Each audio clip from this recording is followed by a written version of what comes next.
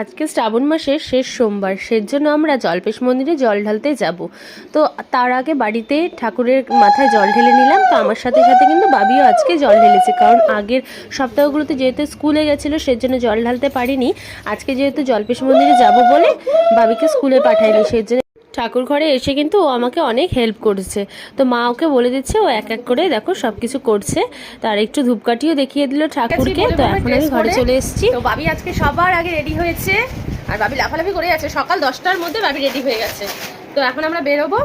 তো চলো তোমরা ভিডিওটা দেখতে থাকো, আশা করি তোমাদের ভিডিওটা ভালো লাগবে। এই দেখো আমার ছোট্ট পুচি, আমার ছোট্ট পুচি।